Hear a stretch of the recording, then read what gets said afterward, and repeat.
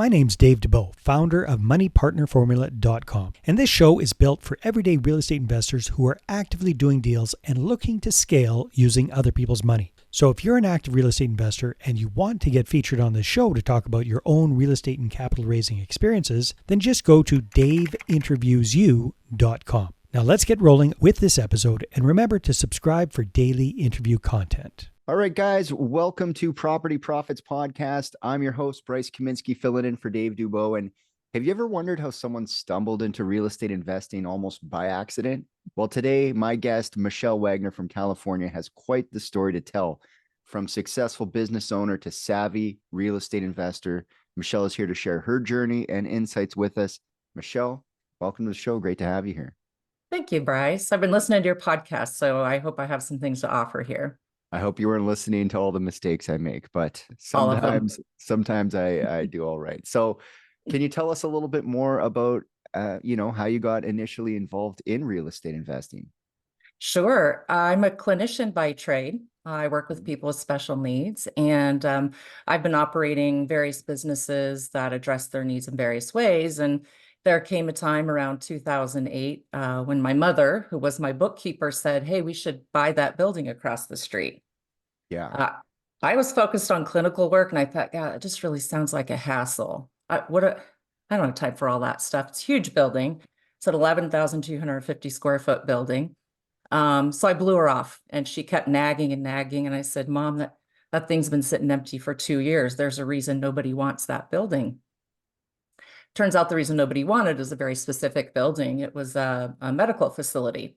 So there are lots of hallways and small little therapy rooms or exam rooms. And she convinced me to go walk through, and something happened. I could envision running a clinic for children with autism there, and the exam rooms would become therapy rooms. To our luck, the seller was having a hard time selling. It had been sitting there for sale, empty for 2 years. So we had some of the power. If I had known then what I know now, I would have been doing backflips for the deal he offered us. We took it. I thought it was fine. But what I didn't know is we were doing creative financing. I didn't know that's what it was called. So we did a 2-year lease to own, and he did $250,000 worth of improvements to the building. We bought the building. We've been there ever since. So I didn't know it, but I was starting to invest in real estate. I was focused on clinical work. I just thought it'd be a big hassle. Yeah. Sometimes it's just like you stumble into, and that happens a lot with like clinical practices where they get to a point where like, I wish I had my own building. I had more space, massage therapists or even hairdressers. They stumble into becoming property owners as they're like, I can't lease the space I want, but I can, they're going to give me some terms on it because it's only a hairdressing salon or it's only a meat packing plant, and that's not so many buyers. So, early on in that experience, when did you start moving into your first long-term rentals? I didn't. So I leased the building from myself. My LLC purchased it. My California S Corporation pays the rent. I'm doing my clinical work. Fast forward to 2012, and I decided I want to expand and work with adults. So we replicated that process, and I formed a new LLC that bought a 56-acre ranch in Northern California. And my new S Corporation leases that, and we work with adults and middle school and high school students. So that was my second piece of investment, real estate, not really knowing that I was investing in real estate. I really just thought I was making my life easier as a business owner. And it actually wasn't until just this last year in December, I thought, I'm getting up there in age, and I think the businesses will be worth some money when I leave this earth, and I'll leave that to our 5 adult children and my grandbaby. But I wasn't sure it was going to be enough, and I needed a new challenge. I like starting things from scratch. Sounds like it. I am a little bit of a serial entrepreneur, and I get bored very easily. So I just happened upon this advertisement on Facebook to join the Women's Real Estate Investing Network. And you get 7 classes for $17. And I thought, what's it hurt? And by the second or third class, I was just like vibrating with excitement. I thought, I can do this. I can do this.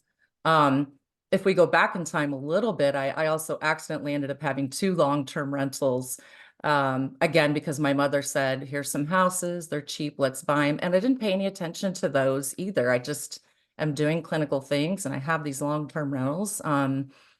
Those got passed on in a divorce, but yeah, I started listening to this network, the free class, and I thought, I can do this. I'm brave.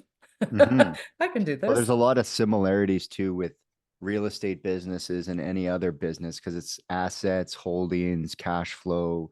A lot of the same stuff as building, say, a clinic or having a restaurant. There's the same kind of structure, but it's important. And I think you really hit the nail on the head there. That it's like I can do this, but that business background to say like I formed another LLC, I did it the right way. It's a business. It's a business. It's a business. So, um, the knowledge and skill set, since you started, has definitely evolved, with the different classes and the women's network, particularly, with different markets. I have here that you've started looking at like short-term rentals in Florida and things like that. So, tell me a little bit more about your current focus.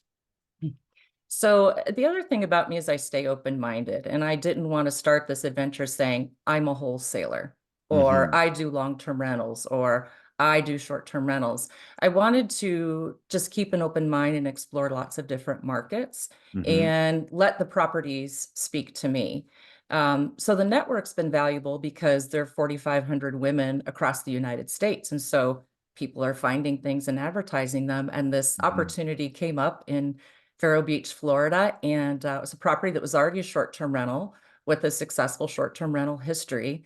Yeah. Um, with an owner who was doing it herself. It really wasn't decorated, very boutiquey. And I thought, okay, if she's succeeding just sort of doing this, Yeah. I think this property's speaking to me.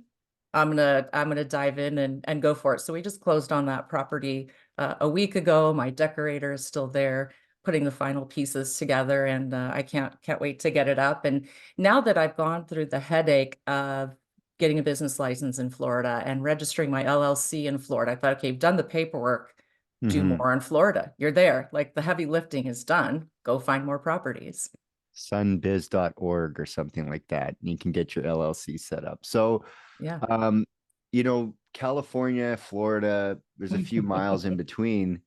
What sort of challenges have you encountered, dealing with that property in the different states? How have you overcome that so far? So I was just working on that this morning. The different licenses and the county rules versus the state rules. Mm-hmm. Turns out the fire requirements are a lot more intense than I thought. Mm-hmm.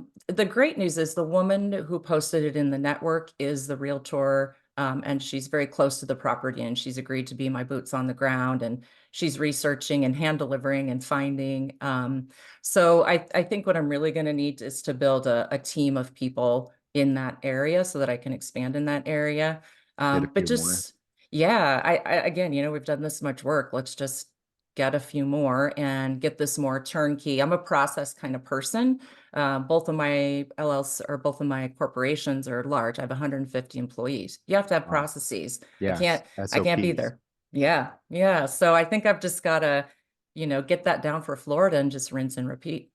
And I think one thing I've recognized doing the podcast is that the people who are able to effectively scale out their businesses really understand the SOP framework, and that we don't want to be repeating ourselves every time we get a new manager. We just send them the SOP and read that standard operating procedure for those who are unfamiliar. And if you're unfamiliar, dive into that because the scale is in the systems, the standard operating procedures. So when you look at your business so far in real estate, what would you say your biggest success so far in real estate investing, both past and present, if you could share a little more about it? Yeah, it's funny because my past is so vastly different from my present. It just, started as accident. It wasn't really focused in the beginning. I think there's been a little bit of luck that has played into my situation. I'm my own boss, so I have time to do Mm-hmm. both things. I'm analytical but I don't get the analysis paralysis that people talk about so much. Like I'm just a get on with it kind of person. Well, if you're a Um, serial entrepreneur, then definitely you're like, let's do it. And then we'll yeah. figure it out in the second half. Yeah, I told my husband, I said, I think we should try to do 10 deals this year. And we've done 5 so far this year, and we're in April. He Yeah. said, what was that you said about 10 deals? I said, well, I'm on a roll, you know.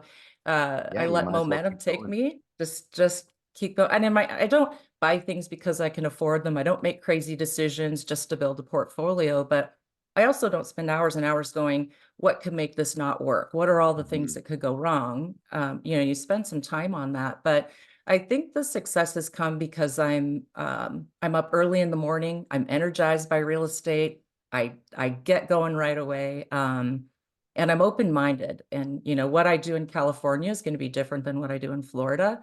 I'm also looking at buying in Alabama and Indiana, and Mhm. Alabama mostly to do long-term rentals, Indiana probably to do wholesaling, Yeah. because of the areas. And I stay open minded and I let things speak to me and go, okay, what's going to work here? Yeah. And the network is allowing you to kind of take the temperature of these different markets from thousands of miles away. You know, who's on the ground? Um, give me give me the lay of the land from 1,000 miles away. So when it comes to real estate investing, what do you think your secret sauce is? You know, what comes easy to you that other people find difficult to do? I think risk. I Yeah, think risk that's scares the huge. crap out of a lot of people. Yeah. And I just get energized. I mean, when I started my first business, I was a mother of 3 children. My youngest was 1. I left a W-2 job with benefits to start a business from scratch. So Mhm. I think I'm a calculated risk taker, but you know, I consider everything and I think, okay, let's think of all the ways this could work, what could go wrong, what's plan B and C. I try to have more than one exit strategy when I look at properties. And then I Mhm. say, okay, well, like get on with it. You said you're going to be a real estate investor, get going. Yeah. Let's do some investing. So, Yeah. what are you doing right now to fund your deals? Right now it's tough. So I'll advertise within the network. You know, Mhm. we post our pitch decks all the time and look for private money lenders. I'm a Right. private money lender on 2 other deals. Um, we are partnering, we are JVing on 2 fix and flips right now in the Sacramento area, and that JV partner has access to some hard money. It's coming at a price, but we have to build Yeah. our reputation here and, you know, build our portfolio and start getting a hold of some more affordable money. So, you know, right now we're doing that. We have a deal, let's go find the money. I'd like to have some money, some capital there, some investors who believe in what we're doing and pull that Mhm. money when we're ready to pull the trigger. So, we've got the network built in. You know, you're advertising on the women's group and different groups. Mhm. What's another strategy maybe that you're doing right now to kind of access more money to fund your deals? Well, I'm networking more than I ever thought I would network. I Yeah. never was that kind of person. The type of business I run, the clinical business, doesn't really require the networking. It's state funded, insurance funded. Yeah. So I'm forcing myself to network, and my hope is that I'll come across some interesting people. I do need to join more networks here locally in Sacramento, and go to some meetups and just meet people who are looking for places to put their money to work while they keep doing Mhm. what they do best. And I'll get out there and earn some money for them on their money. Yeah, definitely. I mean, you're in the right place to raise capital, California, right?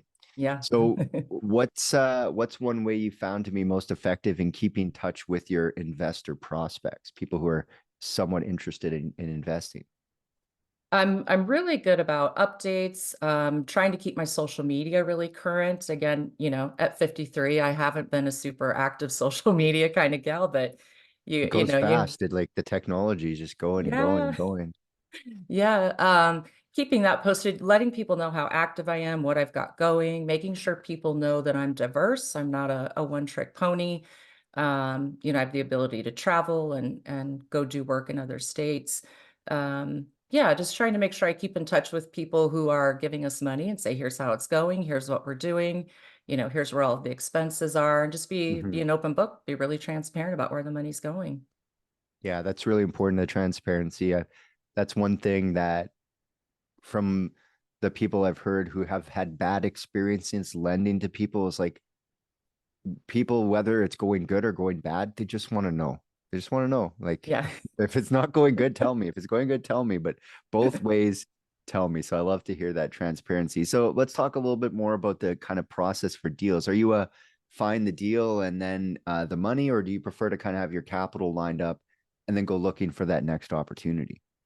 So far, we've been find the deal and get the money, Mhm.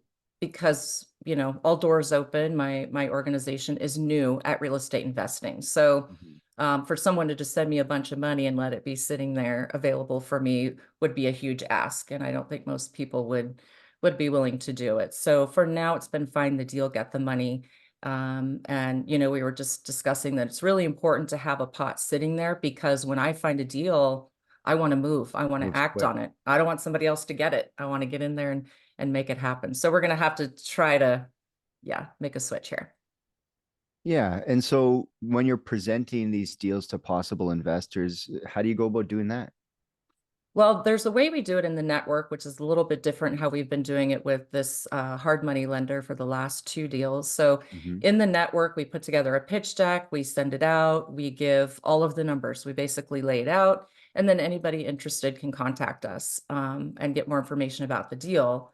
Primarily in the women's real estate investing network, the standard has been 12% interest, 3 points on all Mhm. deals. Mhm. We're typically borrowing and lending for 6 months to a year.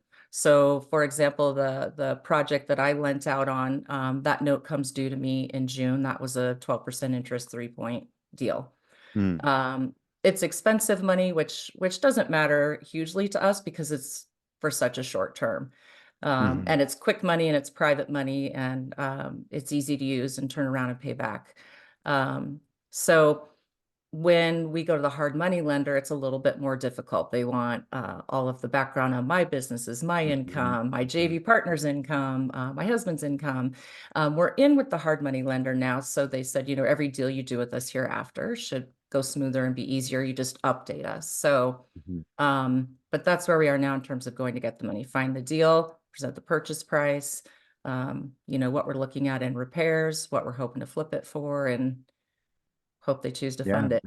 it sounds like you're set to scale up. So for people to invest significant amounts of capital with you, they typically need to like, know, and trust you. Mhm. What are you doing for those sorts of things?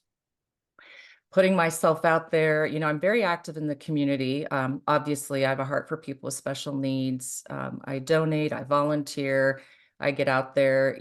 We're not just looking to get rich with real estate, and probably there are a lot of people that say that. There are a couple deals we've turned down because I didn't feel like it was the right thing to do to kick people out of their homes and do the right price. So I think for people to get to know us and who we are, they can look us up. They can look up my Facebook. They can look up my other organizations. We're active in the community and helping people who are less fortunate.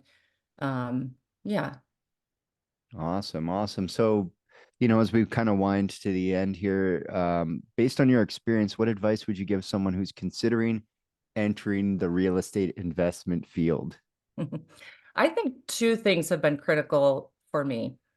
Joining the network was huge. The mentorship provided in the network has been invaluable. When I think about what it cost me to get in the network and I compare it to what it cost me to get a bachelor's degree and a master's degree, it's pennies, right? Mhm. It's the most valuable college education. And the mentorship that I'm getting there, the training, the coursework. Yeah. You don't know what you don't know until someone says, that's not right. That's not how you do it. Hmm. Um, the other thing is be brave. Just Yeah. jump, just go, just do it. Start small. If you're not a risk taker, do something very easy, very simple. It's just so rewarding. And it's just like, it just jazzes me up every time, something happens and we're trying to get this house, we're trying to get this deal, and then you got it.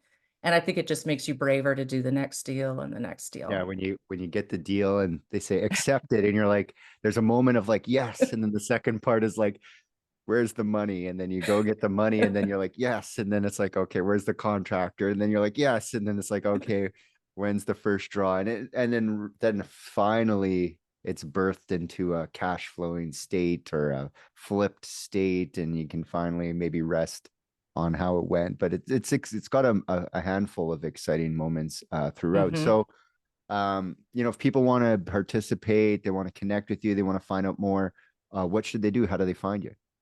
You can find me at alldooorsopen.org is the website. I'm also on Instagram and Facebook as All Doors Open. There you go. Well, I really appreciate you stopping by, Michelle. Thank you. Thanks for having me. Yeah, no problem. Until next time, guys, we'll catch you on the next episode.